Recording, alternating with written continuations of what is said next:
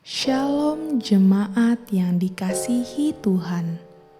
Hari ini kita ada di dalam program Malam Teduh episode ke-26. Sebelum kita mendengarkan renungan malam hari ini, mari kita berdoa. Tuhan Yesus, pada malam hari ini kami datang kembali di hadapan-Mu. Bentuk hati kami agar mau tunduk padamu selalu. Berkati setiap kami yang mendengarkan renungan ini Tuhan. Amin. Renungan malam ini diambil dari buku Rahasia Hidup Benar yang ditulis oleh Pendeta Tony Arif dengan judul Merasa Kaya. Predikat orang kaya itu relatif. Orang kaya di pedalaman, di desa, atau di kota tidak sama ukurannya. Orang kaya di pedalaman dianggap hidup sederhana oleh orang yang hidup di kota besar. Orang yang kaya di kota besar atau di sebuah negara tetap dianggap tidak kaya oleh Tuhan, karena segalanya berasal dari Tuhan. Orang yang merasa kaya ada keangkuhan hidup. Keangkuhan hidup adalah orang duniawi yang bermusuhan dengan Allah.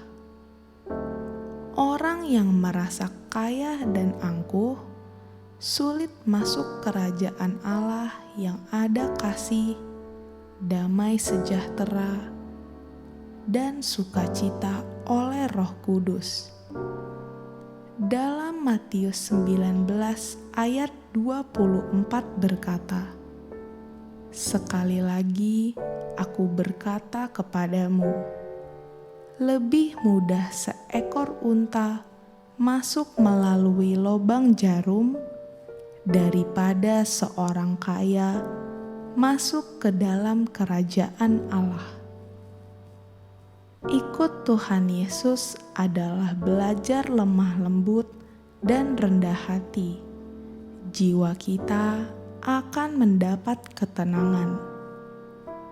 Dalam Matius 11 ayat 29, "Pikulah kuk yang kupasang dan belajarlah padaku, karena aku lemah lembut dan rendah hati, dan jiwamu akan mendapat ketenangan."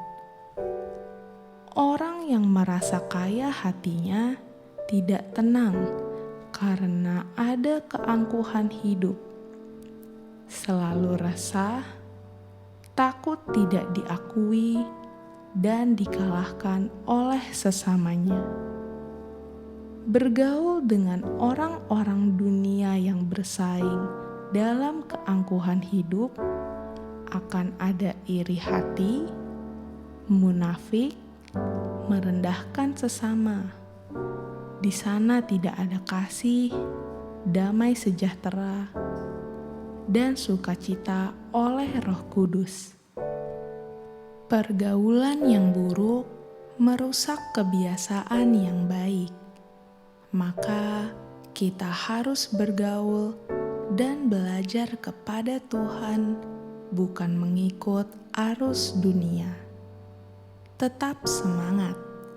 Meskipun Nuh dan keluarganya hanya 8 orang, tapi tetap setia kepada Tuhan, tidak hanyut ikut arus dunia.